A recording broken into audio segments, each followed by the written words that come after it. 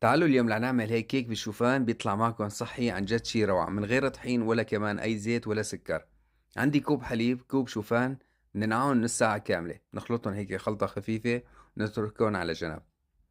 وعندي كمان هون موزتين، إذا الموز ما كان حلو بنحط معهم شوية سكر ستيفيا، بنحط لهم بيضتين للموز وبنحط هون كمان نص معلقة صغيرة فانيليا ورشة ملح.